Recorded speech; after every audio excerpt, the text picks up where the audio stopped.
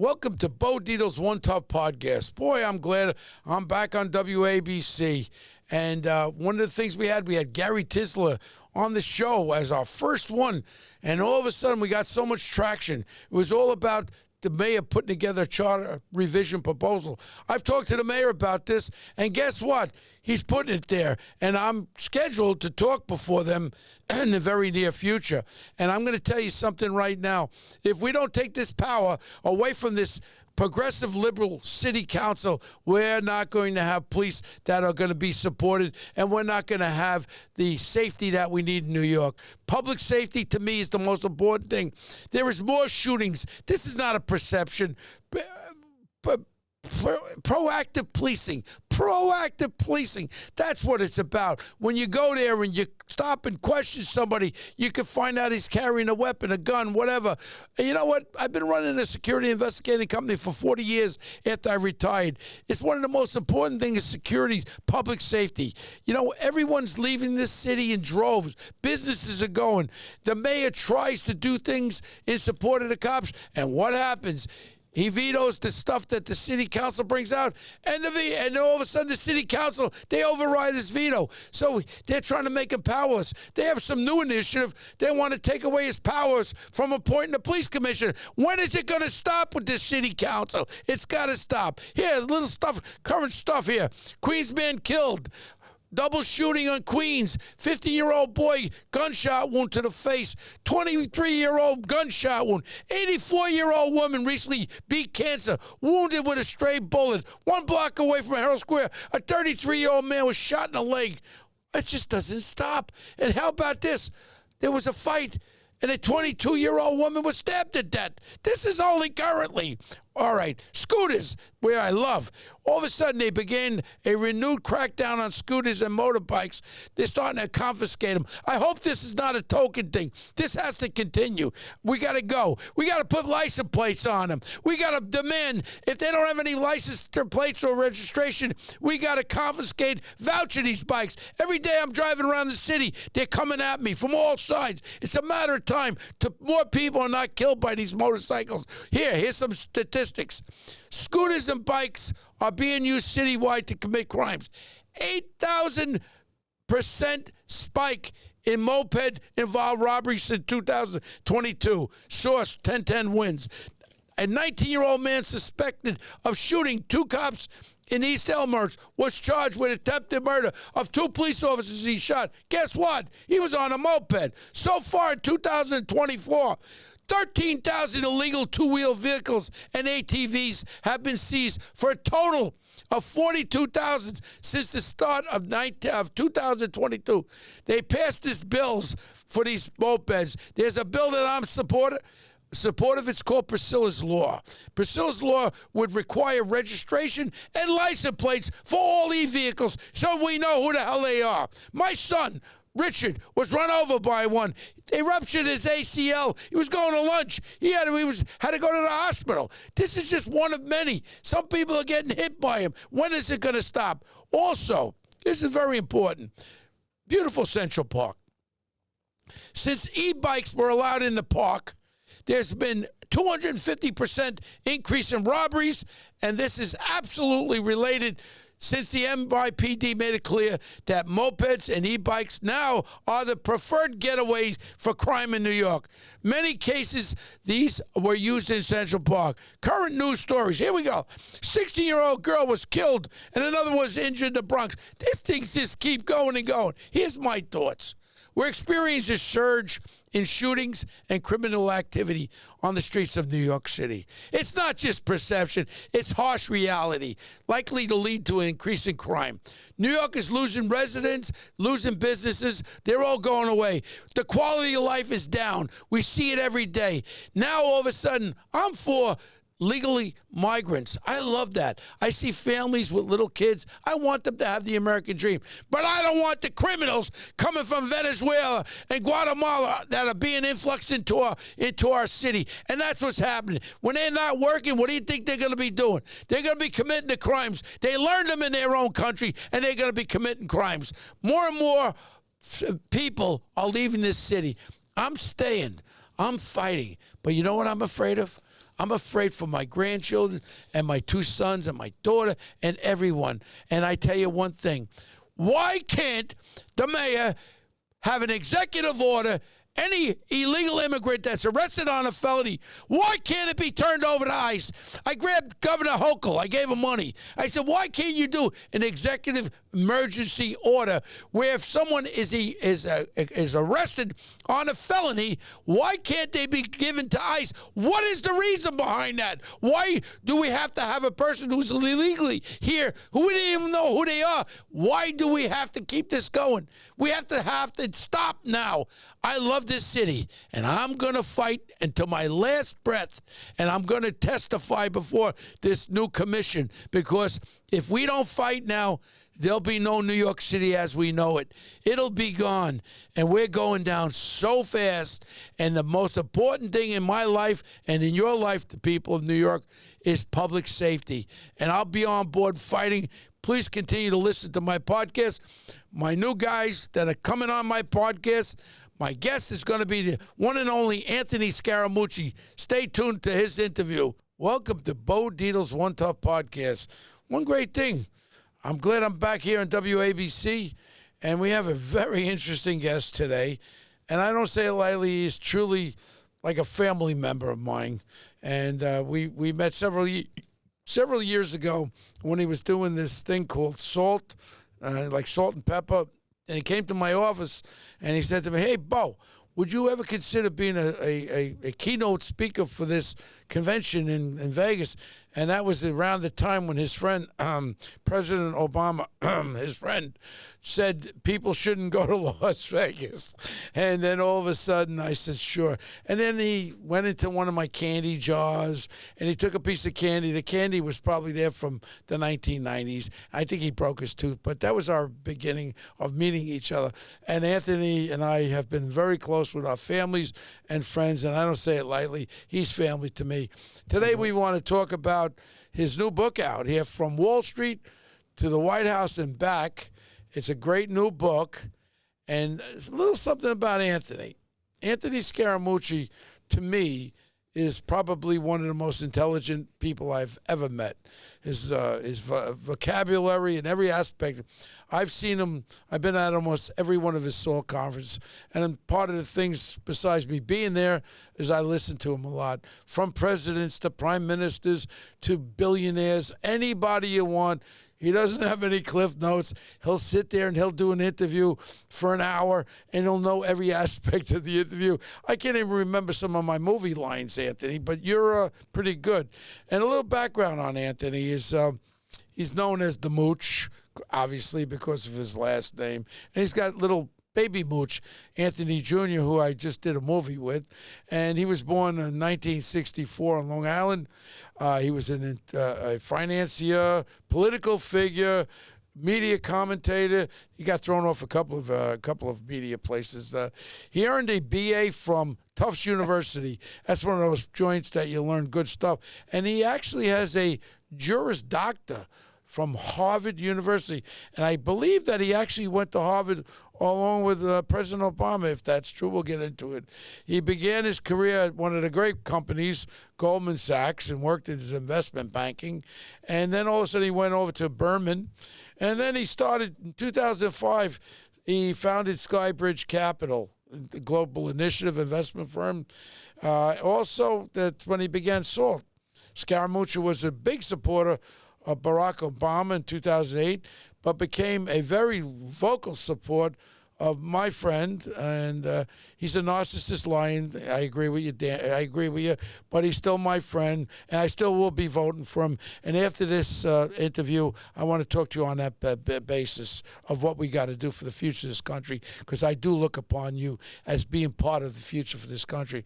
He briefly served as a fundraiser and advisor to Trump. I think I did introduce you to him. And then he served as a White House communication director under President Trump. I'll never forget, I think I was running for mayor of New York City, and I was down in Dominican Republic, and I saw you on TV there, and then he threw you out. They asked you to leave after, 9 days, 10 days, 11 days? Yeah, I got fired after 11 days. Okay, and then, besides that, He was the author from the, I just told you, Wall Street to the White House and back. Hey, how many other books? Tell us some of the names of the other books, Anthony. Well, I've written Goodbye Gordon Gecko. I wrote the little book of hedge funds. I wrote a book called Hopping Over the Rabbit Hole, which is about entrepreneurship, and some books on Bitcoin. But you left out of the story, if you don't mind me bringing this up. Okay, let's go. I met you at a time where you didn't know me, or you didn't really meet me. I'm going to tell you where it was. It was at the Deepdale Golf Course, and it was in 2002. It was in after spring. 9/11. Yes, and you brought Rudy Giuliani with you. Yeah. And we were raising money for the foundation, the Sandler O'Neill Foundation. And they lost something like 60 people at the World Trade They Center. lost 66 people, Bo. And you pulled up and you gave a presentation. You brought the mayor with you to talk about what happened on 9/11. I think the mayor at that time had a book on leadership, and he signed it for a number of people. And we had widows there. And we had, retired firemen's wives, deceased and otherwise, living and deceased. And we had some of the children from the 9/11 victims. And so that's 23 years ago. And I'm just going to let you know, the speech that you gave that day was one of the more heartwarming, real, authentic speeches. And I remember thinking to myself, okay, I got to get to know this guy better. And so that's what initiated my call to you to get you to come out to our conference. No, that's really great. And I think we auctioned off the Rayos table, if I remember. I think they went for 2 tables, 50,000 each, and they really, I knew the guys from Sandler O'Neill also. I had them up to Rayos with me prior to the terrorist attack, along with Ken Langone, who I was just with this morning at the Damon Runyon Foundation. He was honored as Man of the Year. It's a cancer research thing, and he's a great friend of mine. And that was one of the fellas that we mutually, I think, have a lot of admiration for. Yeah. Who introduced him this morning? Do you remember? It was that fella. Wow, he had a stroke. Just had a stroke. What's his name? His name is Leon Cooperman. Absolutely, Leon Cooperman. Yeah, he was up there. He introduced him, and I'm going to tell you something. The speech that Kenny gave. And when he's mentioned about it's not about money, it's about what you do for people. And you know yourself, $300 million to NYU, $300 million for doctors where you don't have to pay to become a doctor, and then another $300 million. He's quite the he wrote that book, I remember, Capitalism or something. And it's so true, but he's true. Probably one of the greatest American patriots, and Ken Langone is probably one of the greatest people I've ever met. But this is about you now, Anthony, because like I said, you are so articulate all the time, and some of your views I agree with you, and some of the things I don't agree with you.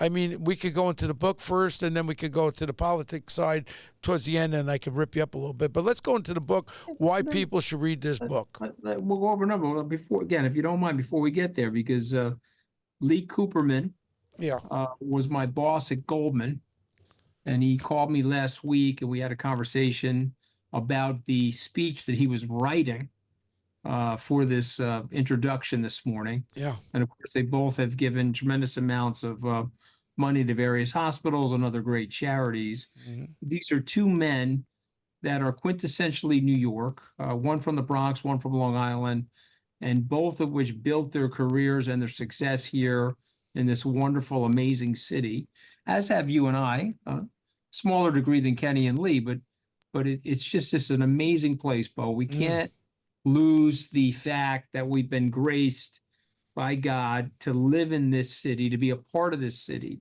And those guys represent it about as well as anybody. But I'm so blessed to be a part of this city and the story of this city. I'm just on an off-topic note. I've offered to testify before this new Charter Reform Commission to give the mayor the power back away from the city council on public safety, because every initiative that he puts forth they veto. He vetoes what they with the chokehold, the headlock, this, that, wearing this, doing that, and every time he vetoes what they propose, this progressive city council, what they do is they override his veto. And you know yourself, the morale in the police department probably is the lowest it's ever been, and that's one of my things that I'm here. I'm 73 years old.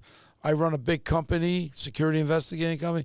My children, my grandchildren, your kids, everybody, I fear for them what's going on as far as, again, with the immigration. I'm there. This is the American dream. I see women with babies on their back selling fruit. I want them to have this beautiful American dream, but I don't want the criminal element that has come in with them. And we saw it only not too long ago when 2 New York City cops were shot by this Venezuelan who was a criminal, and he was a criminal that was let loose out of one of the jails over there. And this is my thing, Anthony, that I have to try to protect this city. I don't want to become any kind of a police deputy commander. I don't want that. I want to speak for the people, for the families and the people of New York, the black people, the white people, the Jewish people, the Asian people. Everybody in New York should have the right for public safety and feel safe when they leave their homes. And that to me is, I'm on, probably you'll pick up the post one day and maybe something's going to happen with me, but I'm not going to stand back. I'm a fighter and I'll fight anybody. Well, listen, I respect all that about you, and I obviously appreciate the job that Mayor Eric Adams is trying to do for the city. But it requires reform, and it also requires us to bring people into the voting pool that are not voting. You know this better than anybody because you once ran for mayor. We have under 1 million people now voting. There's 3.5 to 4 million people that are eligible to vote in the city of New York for these races. And so it ends up getting skewed to the people that are more extreme in terms of the people that are voting. And so this is also hurting the city because their policies are not necessarily reflected in the population of the city in terms of what people want. And you know what they want. They want a clean street. They want a high quality of life. And they don't want to be fearful in the subway. They don't want to be fearful when they're walking and the quality of life. When you see these motorcycles, mopeds running down people, they're shooting from them, no license plates on them, no license required. The quality of life brings down the rest of the city and brings that criminal element in there. Oh, look, we could talk about it on a show, but I don't want to talk about it. I want to sell your book because your books are good books. And why should people buy this book? I mean, look, it's sweet of you to bring me on, but I tried to write a book. So as you know, I've been on Wall Street for 36 years. I've been an entrepreneur since 1996. I've built 2 reasonably successful companies, but I've always had a bent towards politics, Bo. And I don't know if I've ever told you this, but how did I get into politics? I was having a very hard time breaking into the world of wealthy individuals that I needed to get to know to open accounts at Goldman Sachs when I started there. So I was in the high net worth area at Goldman. I didn't know anybody that had any high net worth. So I just didn't have that. Even though I went to Harvard, I was a new boy or a young boy in an old boys network. So I really, I've never hit a golf ball or swung a tennis racket. And so I got into politics. I wrote my first check to Rudy Giuliani.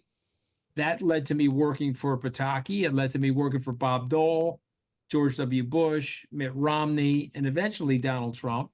No, who's that other guy from Wisconsin?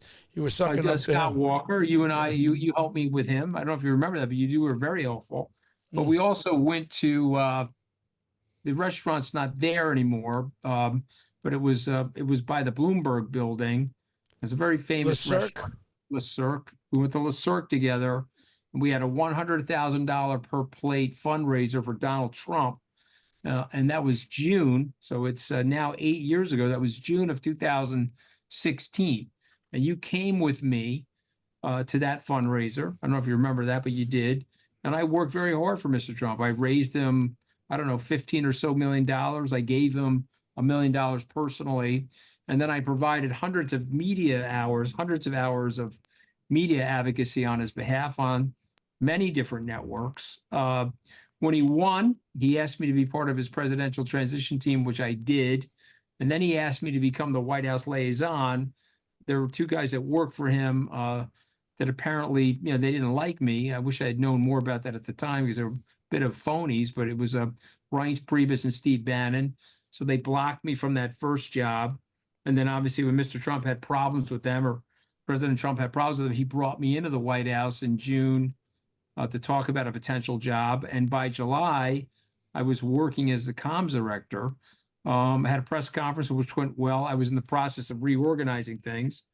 I was fighting with him. I'm not going to lie about it. I mean, there were certain things he was doing that I didn't think were the right things to do. You learned one thing about Donald Trump. I know him 40-something years. You can't tell Donald Trump anything. I mean, Donald Trump thinks that's part of the problem. And that's fine. That's why he's got 40 people that work for him that don't want to support him, whether it's Mike Pence or Mark Esper or General Milley, or I could leave you with a list of people that don't want to support him now because of that streak in his personality. But whatever. He fired me. I had no problem with that. I took what was the actual reason behind that, Anthony? We all joke about it, but how all of a sudden?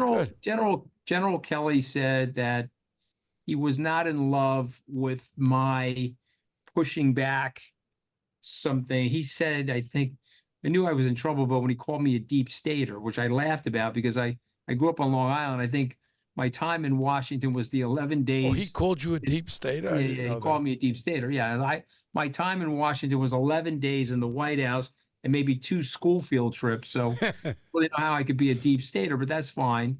But I think his point was there were things he wanted to do that I didn't agree with, and I was pushing back on.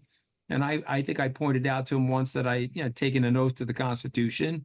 Certain things that you want to do, I don't even think they're appropriate. They may even be borderline illegal. Wow, you actually brought that up to him, Anthony? I got fired. You were not like Clarabelle, the spokesman for Biden. What's her name? Clarabelle. She looks like Clarabelle. No, I don't know her name, but my point is I got fired, took it like a man.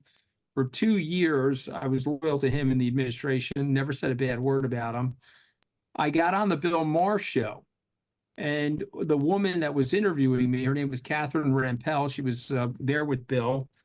I was defending Donald Trump. I was defending him on the courts, defending him on policy, taxation, regulation.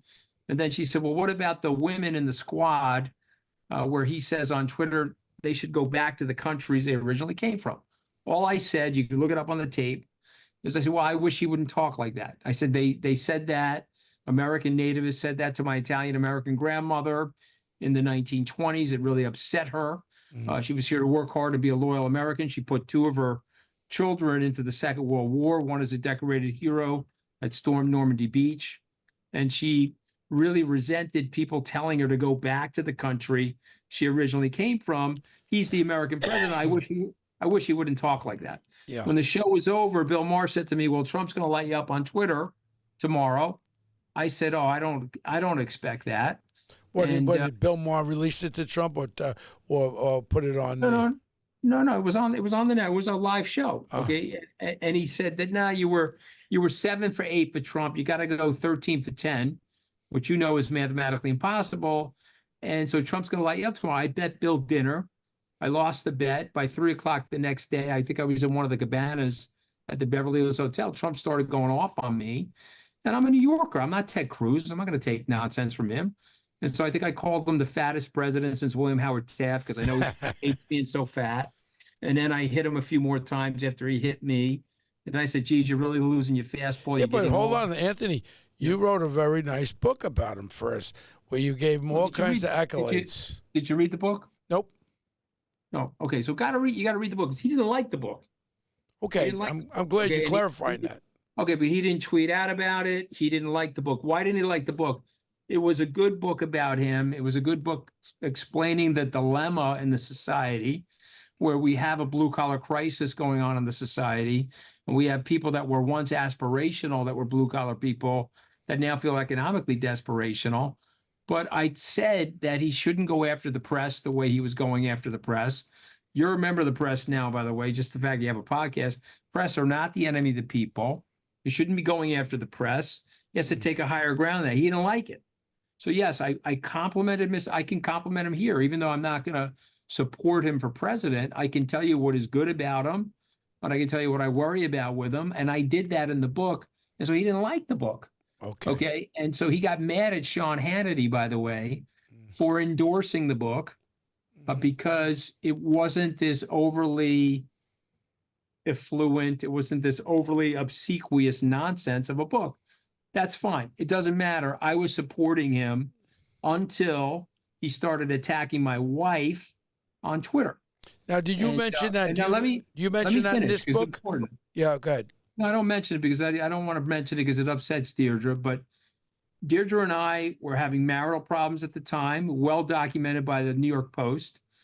I probably said something to President Trump that I shouldn't have said, but he broke the bro code and he outed that on Twitter, on the presidential Twitter feed. Now, I gave this man $1 million, hundreds of hours of media advocacy.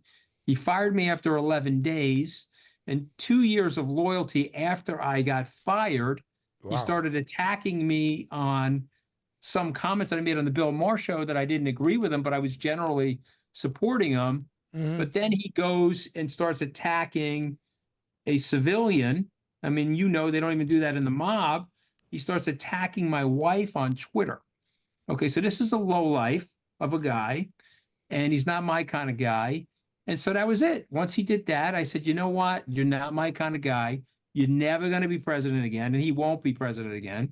And I will work assiduously against you to prevent this kind of nonsense and all this sort of trash permeating the American people, because leadership does matter and character does matter.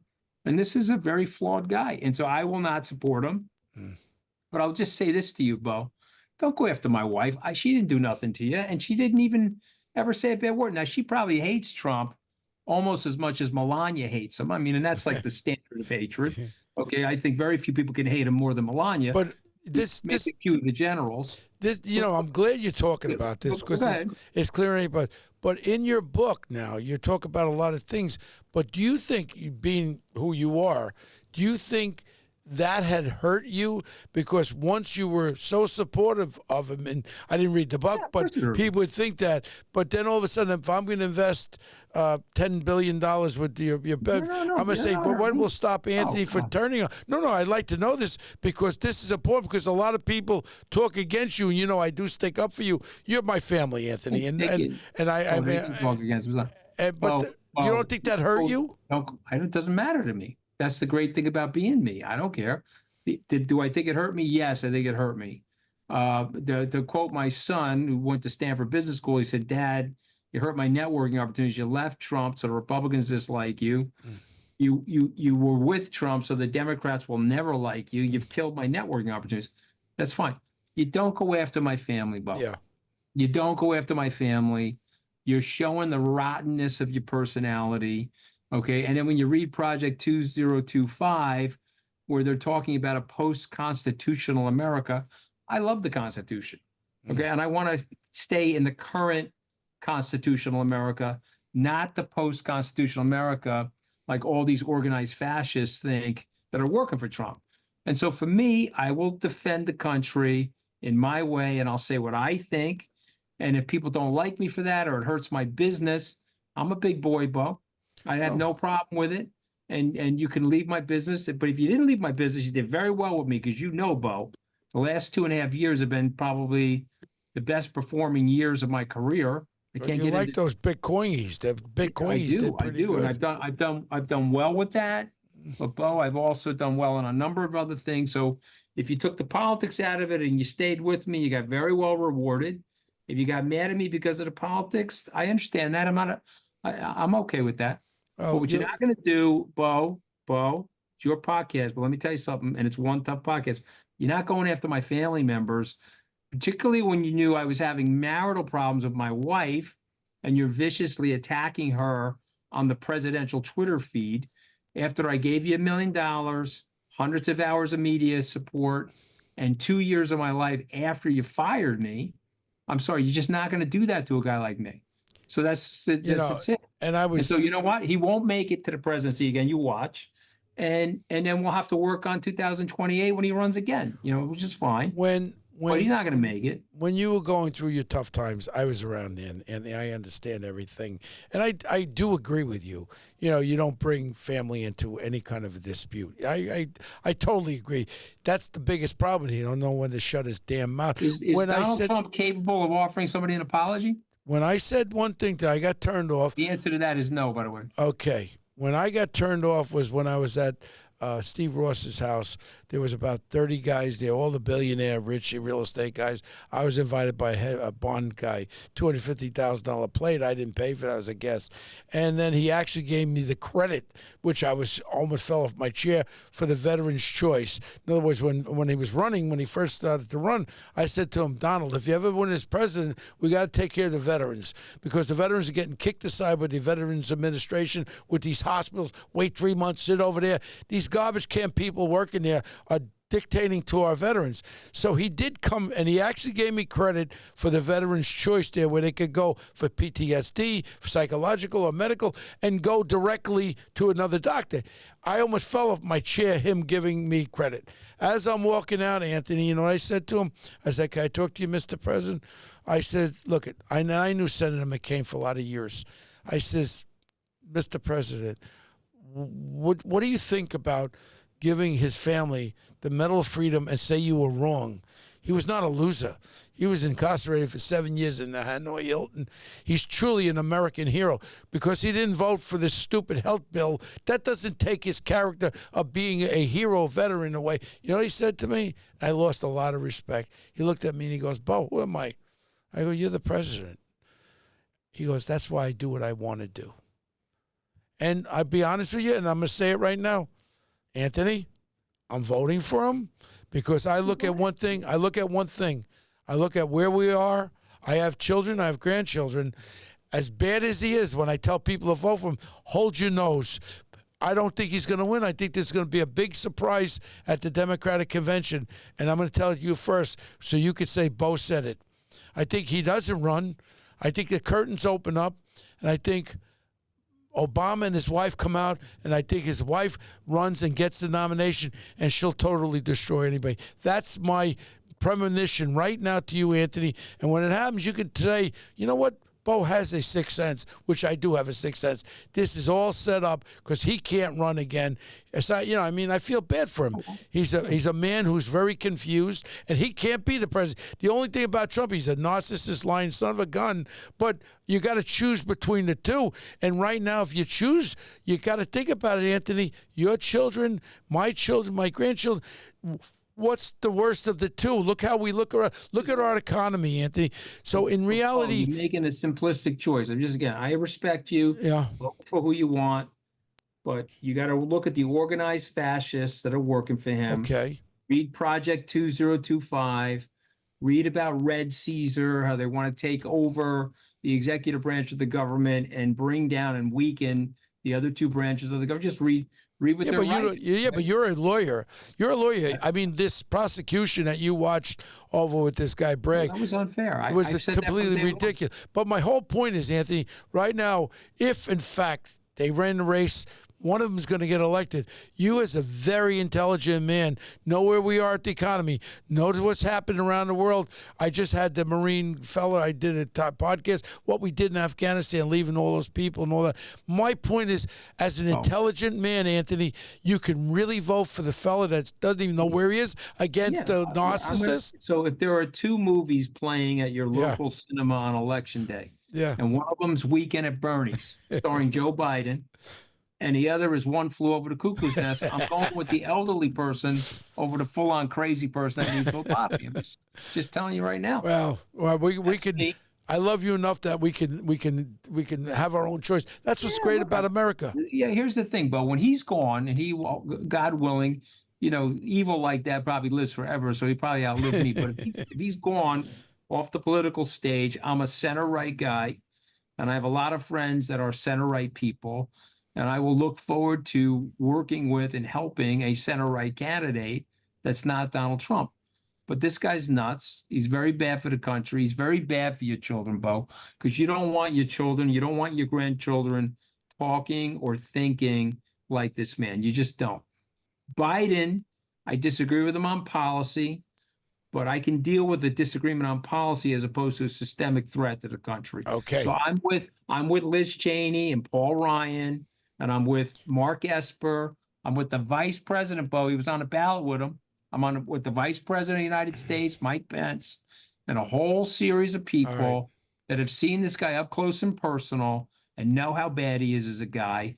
And I don't want him to return to the presidency, and I'll be working against him. I want to take you for a ride with me. But maybe he drops out, Bo. You don't know. I want to take you for a ride with me in New York City and see what this is, what's happening. We'll go to Randall's Island together. You think I don't know? I got my car washed on Jericho Turnpike yesterday, and there were gang members there, and the guy's cursing at me in Spanish. And what am I looking at? Tattoos up the neck, on his face, jail muscles, and I'm ready to get into it, and it's going to be a matter of time. This is what has came and infected our great country. And when you leave a border wide open like that, what we just did, we have some real serious problems. Anthony, I worry about your wife, your beautiful young children, your older children. I worry about people. And in reality, it's going to be a person's choice whether you hold your nose and vote for the narcissist or you continue the direction we're going to go. And that's a people's choice. And I'm going to tell you something. The Republican Party's really hurt itself. They could have gone with a younger, smarter guy than this. They could have, but they decided Yeah, because they were afraid of him because he's got that 40% that would go through walls for him, and that's the problem. Let's see if he ends up being the guy. You may be right that Joe Biden's going to drop out, but let's see if Trump ends up being the guy. Maybe if Trump drops out, you invite me back on. I'll tell you what I'm doing. Well, I tell you what, I do love you, Bo, and I appreciate you bringing up my book. And the book is a good book for people that have fallen on their asses and how you pick yourself up after you've gotten your ass kicked in a situation. We're going to roll it down because I appreciate it. And I really, Anthony, I love you, and you have that invitation tomorrow night if you want to show up at 7 o'clock, okay? You know where, okay? I want to thank you, Anthony. And some of these good investments, I still got a couple of shekels left, so bring them to Papa Bo, okay? All right. I love you. And Anthony, send my love to Deirdre and the kids and everybody. And I do love your son very much. Your boy's very talented. I watched your grandson in the movie. He's the star of that movie. Has he showed you the outtakes? No, but I'm looking forward to seeing the movie together. Right, wait till he sees, he's reaching for the toys and the look on his face and the whole thing. I love you, Anthony. It's very enjoyable. I love you, man. And anybody, I'll say right now, my money is on Anthony Scaramucci. I'm talking about financially and also as a person. You're a good guy. But remember one thing. Comes a time when you have to evaluate which road, when you're going to the Wizard of Oz, which road you're going to take. I'm going with the one that defends my family, Bo. That's what most people would do that are Italian from New York. Go after my wife on your presidential Twitter feed and expect not to get smacked around. What if he apologized to you? Well, that's different. Get him, have him apologize. That's about as much chance as me growing hair. All right, Anthony. Thank you very much. I love you, Anthony. And people from Wall Street to the White House and back, Anthony Scaramucci's book. I didn't read it yet. I read the Cliff Notes, but I'm sure there's a lot of good shit in here. Thank you, Anthony.